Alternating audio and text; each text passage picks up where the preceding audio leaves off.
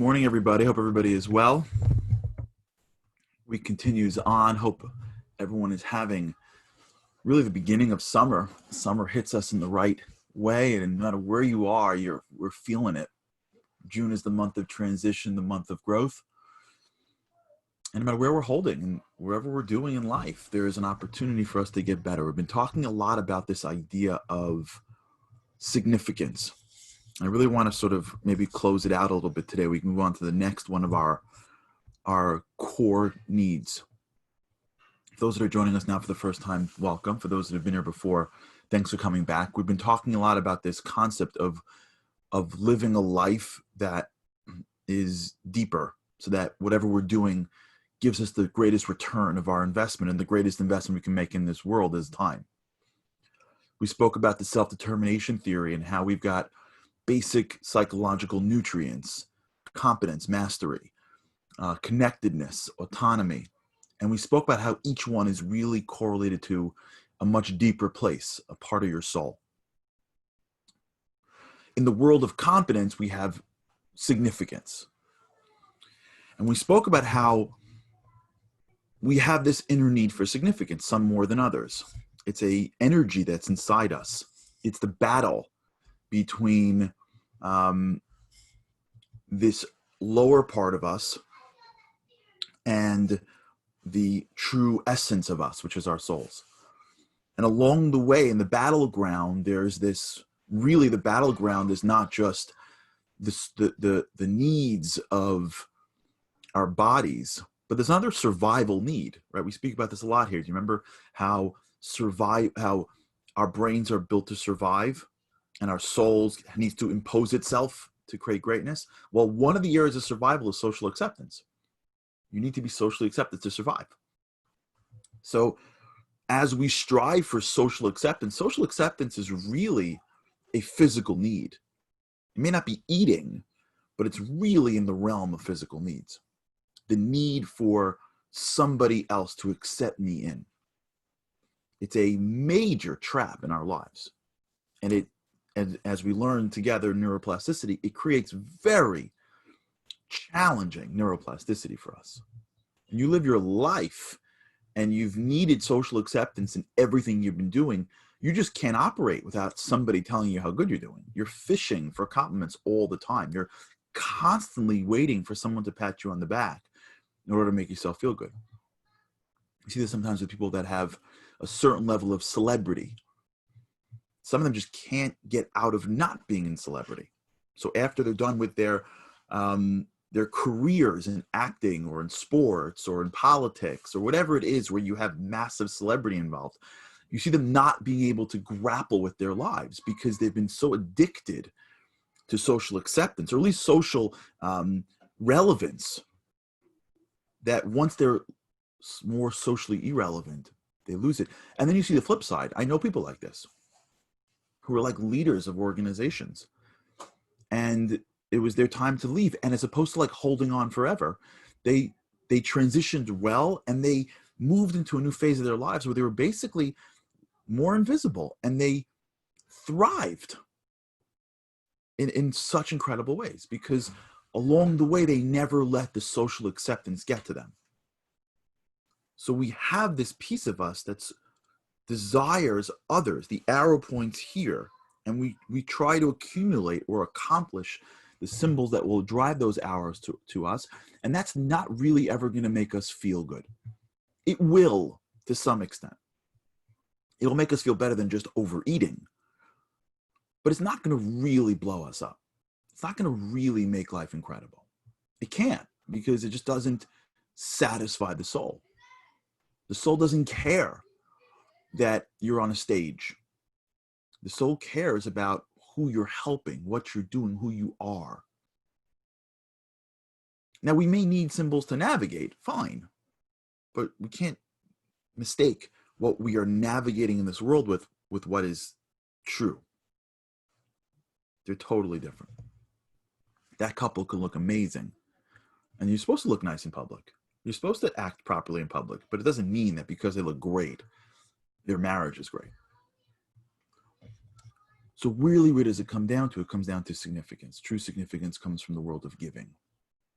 of being of value, of asking oneself in every circumstance, in every scenario, what's my ability to add to this circumstance? Yesterday, we spoke about this idea that came from a great rabbi named Rabbi Salanter that speaks about how I wanted to first change my life, the world and the community, and ultimately I changed myself. And that seems like he's settling, but he's not. He's actually getting to it. He's chiseling, and he's recognizing the only chance that I have to really change the world is if the person in front of me and the entire world is exactly the same. Maybe the circumstances are different, but I don't need to change the world to feel worthy. I don't need to get these many likes and these many fans and this much money in order to feel like I'm doing well. I need to do what is right and be the best that I can be in this moment. I need to hit a certain excellence and I need my arrows to be pointing in the right direction. And that will impact me, change me as a human being. And once that happens, I have a chance at influencing other people. This idea that the world can tell us who's more or less important just isn't true spiritually. Importance is based on our intention in every scenario in life. That person who is handing somebody $1 in charity because he wants his name to be somewhere, it's fine, it's great, whatever way you can give charity. But it's not the same as the guy who's handing the $1 and saying, it's less money, but just don't tell anybody, or just less money and go help that person out and don't say it came from me. The intention is totally different. And in the physical world, the second guy, he's got everything. In the spiritual world, that first, in the physical world, the first guy, the guy who's giving the money in order to get the honor, great. But it doesn't compare to the guy who's doing it only to give. When our lives are built on, when we judge ourselves based on what value we give to every scenario, we start to develop this awareness. We start to almost picture like the soul is being nestled underneath this black window, and we're just chiseling away at it. Every time we do something that's right, every time we do something that nobody even knows about, every time we help the person who will never be able to help us. This is called in Hebrew chesed shel emes, which means a kindness of truth. They call things like when you take care of a dead body before the burial. Why? A kindness of truth. The answer is because it's true. The guy's not going to help you. The more we start to measure our own selves based on a metric of how I reacted to the scenarios that are in front of me every day, what is the purpose of my activities, the more that becomes in our conscious, the more we begin to clear away the layer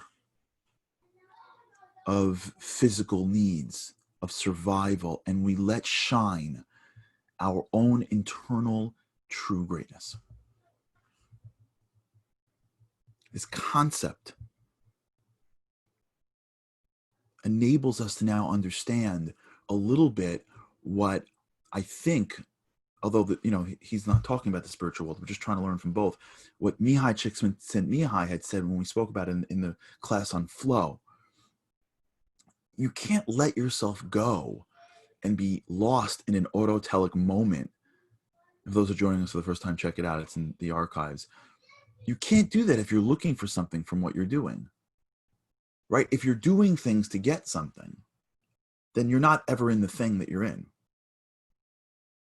If you're in something, the conversation, the work, the whatever, and what you're really trying to do is just be of value in the moment, you can allow yourself to get lost because your reward is not what you get from the moment. Your reward is just being able to do good in the moment. See that difference?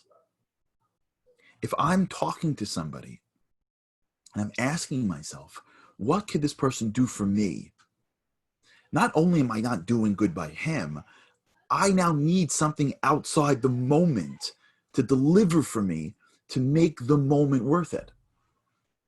But if I'm talking to someone and saying, how can I be helpful to them? Forget how it's going to come back to me. How can I just be helpful? Now I'm in the moment because I'm trying to be helpful to them. I don't need another moment to make it worth it. This is where I am. This is what is in front of me. And all I'm trying to do is be really valuable to the person. How it gets returned to me, I don't know. It'll get returned to me. I trust that if I'm delivering value into this world is going to take care of me. I trust that there's an ultimate scorekeeper up there. I don't got to keep score. This is a great, huge mistake in business. For those of you who've been around the business world or life in general, for like, you know, if you've been an adult for more than 20 years, and I mean adult like 18, even if you're younger, but especially if you've been at it for a decade and a half, you've seen that most of the reason why we have what we have is from some place that you never knew it came out, right? Like how many times is the person that you need something from related to the person that you helped or didn't help 10 years? You're like, what? You guys are related? How many times does an opportunity come based on a relationship that you never even knew was going to happen? How many times do the things that come in our lives come in ways that we had no idea? Then we're like, oh my gosh, yes, that's right, 2010, 15, 10. And then how many times in your life you're like, thank God I was nice to that person because they're related to the person that I need, right? How many times does that happen in our lives? Everything is interconnected, but you can't tell. In the business world, I think you can define people by a couple of sort of splits. Here's one split. Do they keep score or don't keep score? There are people that just always keep score. And I know it. As I ask them for anything, I know it's coming back. There was somebody who said to me once, I'll never forget this, ever. He said to me, we were involved in some nonprofit together. And he said to me, hey, and he, whatever, he said some nice things, whatever, for God's help. And he goes, there's this big conference I'd love for you to headline or speak at. I said, yeah, it'd be great. I'd love to do that. So he says, great. Let me speak to the coordinators and I'll hook it up. I said, thanks. That's really nice of you. He goes, oh, don't worry. When I need your help he's on the board and I was on the board of this nonprofit. He goes, when I need your help for like something that I want to push forward in this nonprofit, I expect you to deliver for me. Like that. And then he like writes like something like, that's how it works. With like, you know, you rub my back, whatever. I remember being so disgusted that I emailed him and said, you know what? I think I'm busy that month. So just don't even bother. Like, thanks. Like I did it in a way that I didn't want him to realize it. I was like, are you crazy? You're doing a favor for me? And already you're counting your chip back? Like, are you out of your mind? I don't want that. At least like pretend like it came out of nowhere. Like he was just being honest. But there are a lot of people like this. They don't really do favors for people. They're just, everything's about, when's it coming back for me? This, by the way, for those who come to the marriage, we do a marriage class every Monday night for the men, Momentum Men. We're on number 2. This is what we spoke about last night. I just speak to the guys. A lot of husbands, all husbands to some extent do this, I think, except for the amazing, amazing ones. There's always a sense of like, when I take care of my wife or do something for my wife or whatever it is, there's always some sense that if I'm taking care of my wife, I just expect her to deliver back. If I'm taking care of my kids, so that's fine. You could be normal. But if you want to touch, and by the way, I'm not there. I'm sharing it with you. Doesn't mean I've done it.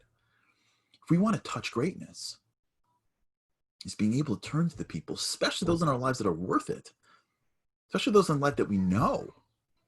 Although those are usually people that we think of last, but it's just doing things for people to do it for them because you have something called you.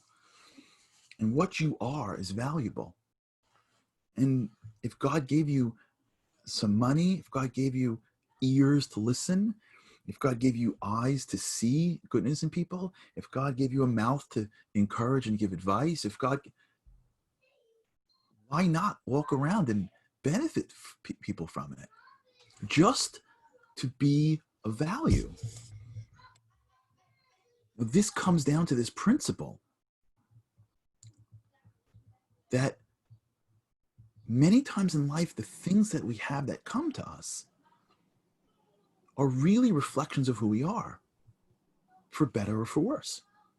This is a major principle. Now, it's not the physical world, right? The spiritual world has much greater, calculations than just like you gave somebody $1 and then that day you walk around and you just see like a dollar bill floating from the sky. You're like, whoa. You have to look a lot closer. Sometimes it's obvious, sometimes it's not. I had this once, me personally, honestly. I'll never forget. I'll tell you, this happened to me once years ago. I'll share it with you. Like, I was going to give somebody a certain amount of charity, and then I just didn't do it. Like, I didn't come through. And I was making a very large purchase. And the person called me and said, the money that it is not, it was here. It went from here to here. What? I was so upset. And a couple of days later, I said to myself, like, what are you being a bad guy for? Like, I didn't even connect it to. I'm like, that person, you wanted to donate to this thing. It's a lot of money, but just do it. Like, it's the right thing. They didn't ask you for it. They forgot, whatever. And I just went and I just did it. I didn't tell anybody. And then like 2 days later, I got a call saying, yeah, there was an adjustment on the borrowing terms. And so you can borrow for cheaper. And if you can borrow from cheaper, you actually save. And it was the money that I saved in that purchase, because of the way the interest rates worked out, was like almost the exact amount of money that I just handed to somebody in charity. And like, I'll never forget that moment. Now, you can't rely on that. You can't like look around for that. It's not how it works. It's how it works in the spiritual world, but it doesn't mean it's going to manifest physically. But you have to believe that at your core. Because if you don't, you live in the world of survival. We have to believe at the end of the day, just give value, because that's where my significance comes. That's what I want to be in this world. I want to be someone that gives value. I want to be someone that's always on the giver. I want to be the giver in every scenario, not to overwhelm somebody. And sometimes giving is receiving. Sometimes giving is saying, sure. Sometimes giving is allowing somebody else to give you. If someone's giving you a word of encouragement, sometimes the best thing you do for them is listen and really take it in and make them feel like they've not wasted their time. Sometimes the best thing you do when you come to someone's house is accept the hostess's offer for a cup of coffee because she wants to give you. No question. Sometimes opening up your hands is the greatest gift you can give somebody. But the idea that in a scenario in life that we have to be keeping score, that's not true. Keeping score only makes us become takers. And that applies in both ways. And I want to just close it out because tomorrow we're going to talk about connectedness. It also applies in the negative. It also applies in the negative. That means that if we're seeing